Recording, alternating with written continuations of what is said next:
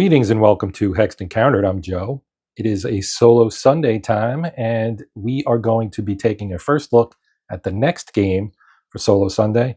This one will be our first Solo Sunday entry of the new year of 2025, and it is an older game that has been reprinted, and it is called Ottoman Sunset, The Great War in the East, 1914 to 1918. This is designed by Darin Leviloff, and was the first, I believe, of the States of Siege games, for which he was the main architect.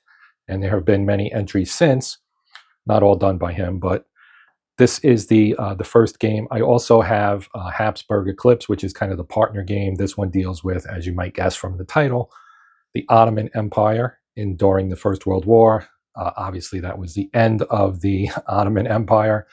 And Habsburg Eclipse, accordingly, would be the end of the Austro-Hungarian Empire during that same war. So let's take a look at the back real quick before we bust into the shrink wrap here. So it says, Ottoman Sunset is a standalone solitaire States of Siege game set during World War I from 1914 to 1918. The player controls the Young Turks as they try to keep the Ottoman Empire alive amidst the struggles of the Great War. Large-scale actions. Each turn represents a full week's time. Each unit represents one allied front. Winning requires survival to the end of the war, avoiding military disaster or the collapse of the nation's will to fight. In the box, we get a game board, 50 event cards, 60 tokens, 4 setup cards, 1 rulebook, and 1 die. It is a solitaire one-player game. Time is 30 to 60 minutes. Ages 14 and up. Now, it says you can combine it with Habsburg Eclipse. I have both games, but I'm electing to play them separately. Because this is a 1 hour-ish game, I might just be able to do both games during January, or perhaps maybe 1 week or 2 into February, depending on how many episodes I make. But we're going to take a first look at this one right now. And so I'm going to pop the shrink off here, or rip the shrink, and we'll take a look at what's in the box. Okay, we got the shrink off. Let's open the box. Box quality is very nice. It's solid. It's got a nice texture to it, too. Okay, now you've got Tabletop Tycoon, a little booklet here with some of their other games, Nemo's War. So basically, they bought the rights, I believe, to the Victory Point Games catalog. So they have the 2 games that I just mentioned here, right? Then they've got Cuba, High Treason, Black Orchestra, which is an interesting game. Healthy Heart Hospital, Exo World Survival, Deadly Dowagers, Everdell, and then a nice QR code that you can actually scan right here off the video if you want to do it. All right, here's our rules of play. Let's slide this over. Make some room here. Okay, zoom in a little bit. Open up the rule book here. All right, introduction. I'm not going to read all this to you. Don't really. There is a mention here of the combined game that you could play as a cooperative 2-player game or a larger 2-front solitaire game. And there's a section 10.0, the combined game, on page 27. For the rules, you'll need to combine both games. So here we have our equipment. You have the game board / map, right? Cards, 50 event cards, 4 setup cards. This rule book, 60 tokens. Setting up the game, the grand campaign. So this will walk you through setting up. You can see the board in a pretty good image here. We'll see the board itself in a little bit, but you can see the board itself, as well as the various components. And you can see here the British fortitude, U-boats, minefields, various markers, other countries here, and so on and so forth. All right. The map, and then we have the event cards, rather. So the cards will guide you through the game. Each card has a headline and historical notes that describe the situation facing the empire based on historical events, as well as a card number. So if you're familiar with card-driven games, this is fairly common, right? You have an event, so that will affect the enemy advances, and then you have Ottoman actions. Some cards also have special effects or occurrences that you must take into account during play. The event cards are divided into epochs, named metaphorically for times of the day, but representing the state of the war. Each is indicated by the color of the box, so we see various colors here. Blue means morning or early war, yellow represents midday or the expanded war circa 1915, and gray for dusk or total war circa 1916. Then you've got some counters, so this would be a British counter, the leader named Murray, flag of course, the UK, front, Sinai, and its battle value. So fronts represent the military forces arrayed against the Ottomans in an abstract way. Information markers are used to indicate the status of various aspects of the war, and the willingness of the Turkish people to continue fighting as expressed by national will. Sequence of play. So here we go. Sequence of play. The event phase. Then you have the front advancement phase, the action phase, the Kaiserschlacht phase. Only after the Kaiserschlacht event occurs. National will phase. Determine Turkish national will and place the marker on the corresponding space of the Turkish national will track. If national will drops below -3, you immediately lose the game.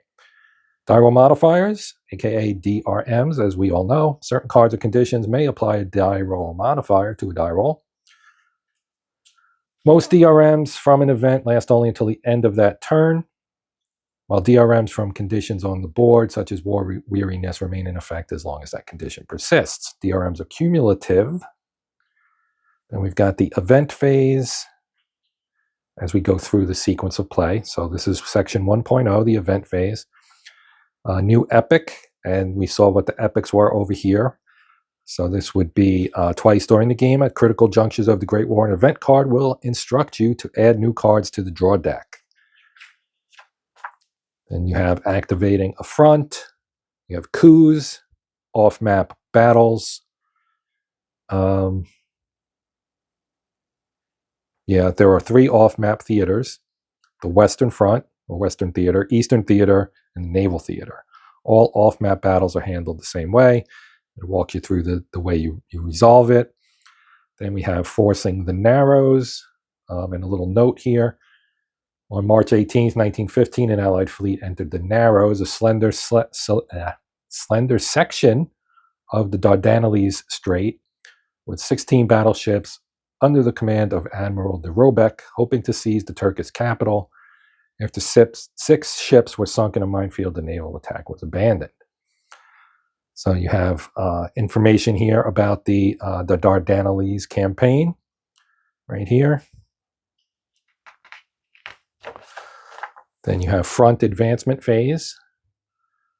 So during this phase, you must move all fronts shown on the current event card. Generally, fronts advance 1 space closer to Constantinople to the next consecutively lower numbered space along their respective tracks. We'll see the tracks when we look at the board in depth. Constantinople is the last space of every front's track. If any front moves into this space, the game ends immediately in a Turkish defeat. You have inactive fronts, retreat limits, advances in the Sinai, attrition rolls, the Sinai pipeline, blocking advancement, the Gaza Beersheba fortifications, and the Yildirim, the Thunderbolt Army Group, force of Ottoman troops and parts of the German Asia Corps trained in infiltration tactics founded in 1917 under the command of Erich von Falkenhayn. Strategic sites, you've got Damascus, mentioned specifically. The action phase.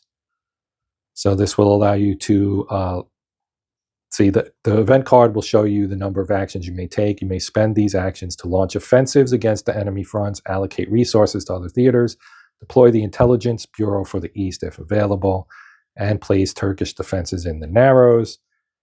After you use all the actions granted by the current event card, you may gain additional actions by spending German staff operations. Okay, conducting offensives. So this is one of your actions you can take, and it goes through the methodology of that. Then you have 3.2, allocating resources to other theaters, which is number 2 over here. Number 3, as you might gather, will be the deployment of the Intelligence Bureau for the East. And then number 4, of course, is place the Turkish defenses in the Narrows. German staff operations, this is used to gain extra actions, I guess. Kaiserschlacht phase, Kaiserschlacht battles, ending the Kaiserschlacht. The Kaiserschlacht means Kaiser's battle. It was a momentous operation during which Germany threw her last reserves into a final continuous push towards Paris and the juncture of the Allied armies in an effort to break the fighting will of the French and British before fresh American troops would alter the balance of power. This continuing offensive was represented in the game by the Kaiserschlacht markers. Then you have the national will phase, and here's an image of the track where you'll keep track of that. Victory and defeat, instant defeat, forcing the Narrows, capture of Constantinople, collapse of the national will. How you win the game, hypothetical outcomes to give more of a sense of what a game result could equate to in the real world.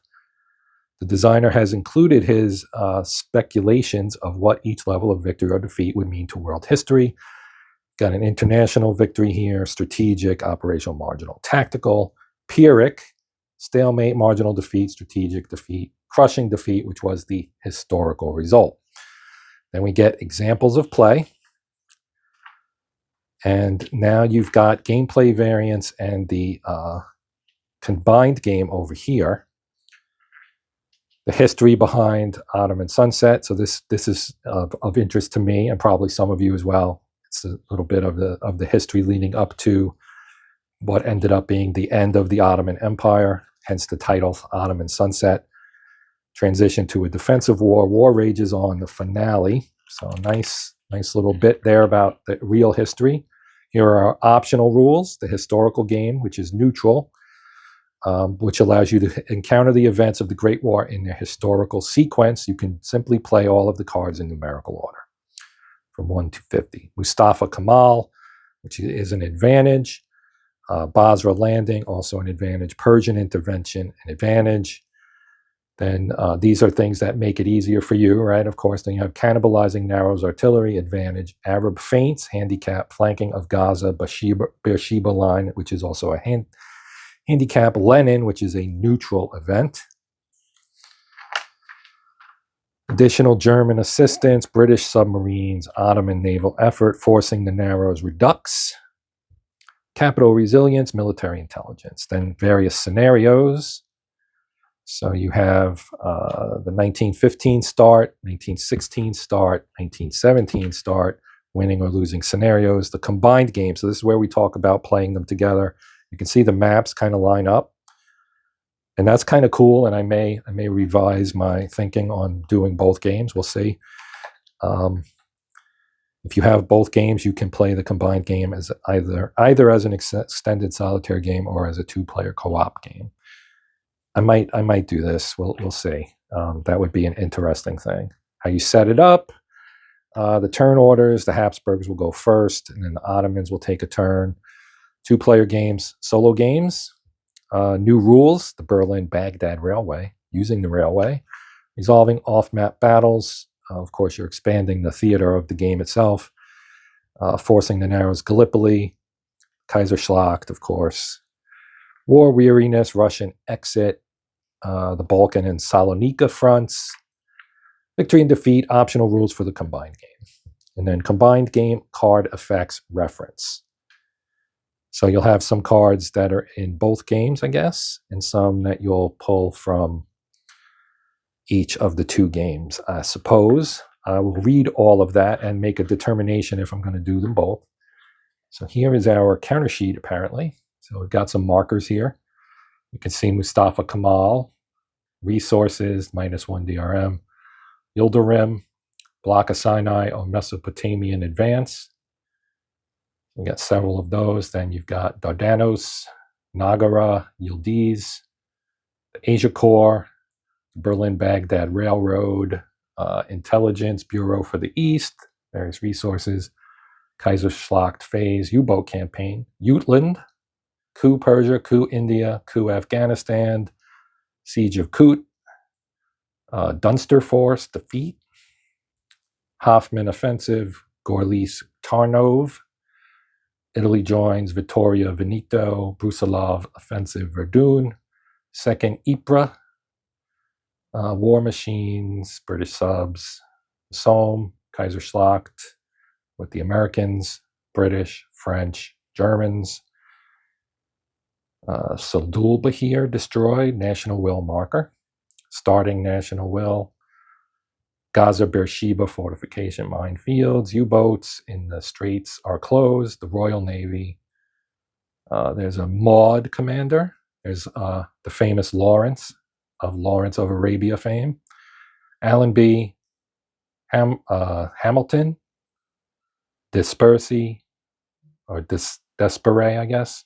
Pipeline complete. Dashkov, Udenich, and G.D. Nicholas, and then British Fortitude. So those are our markers. Third edition, English front. They do have backs, as you would expect. So that's that. Now we have the map. So let's take this out. So it's in two pieces. It's a fold, mounted. Actually, it's 3 panels. Sorry about that. Let me reset my shot here. All right, so here's a look at the map. We've got the Berlin-Baghdad Railway, player aid little thing here for rolling a die, plus minus DRMs for offensives, how you work through that. Here's our sequence of play. British Fortitude track, this is the Narrows display. Right, here's the Gallipoli front. Okay, we've got Salonika, you got the Black Sea, the Med, Sinai Pipeline, the Sinai front. This is all Ottoman Empire over here. Caucasus front, Mesopotamia front, the Arab front. So this would be Lawrence going this way, for example. Then you've got this front. You notice all of them converge upon Constantinople. So that's the key element in the States of Siege games, is you have a track and the enemy pushes to a failure point for you. So you're trying to prevent them from getting here. If you prevent them from getting here, you have a chance to win the game. Here's the National Will track. Then we have victories, defeats, stalemates, Yildirim available, Intelligence Bureau for the East, the off-map theaters, Western Naval and Eastern, and War Weariest box right here. And that is the map, so that's pretty straightforward. And we've got some baggies in here. We've got a single 6-sided die, and we have the cards. Let's take a quick look at the cards. Okay, here are the cards. So you have scenarios set up. There are several of those. And so here you have a doomed sultan. This is the Grand Campaign. Toppling the sultan. This is 1915. Withstanding the Storm, 16 campaign. And the final stand of the empire. And you can see you've got your active front information on here. And where all your tracks are standing and so on and so forth. All right. So there's 4 of those. Then we have the rest of the cards, which all have an Ottoman sunset background on them, as you can see. And on the back here, so you have, this is the standard layout for the game's action cards. Intelligence Bureau for the East. You can see the blue background, which tells you when it appears in the game. And then you get your description over here and what you can do. Place the Intelligence Bureau for the East marker in the Turkey box. You advance the Mesopotamia front and you get 1 action. So that's kind of how the cards work. So here you have the Goeben dominates the Black Sea. The SMS Goeben, that's a German battleship, a dreadnought. Text here explaining that. You've got retreats on 2 fronts here. The purple front is the Salonika front, and this is the Caucasus front. So these 2 here. Then you have an advance on the Arab and Sinai fronts, and you get 2 actions. So that's pretty much how this works. And like I said, I'm going to read through the rules because I've never actually played these games before, but I'm going to read through the rules and try and figure out whether or not I want to do this one alone or bundle it with Habsburg Eclipse and have a two-thing game. The fact that this kind of all fits in one shot makes me lean towards perhaps doing both, because I would just pull this down, widen it out a little bit, and put the other one up top where, Italy would come in like over in this direction.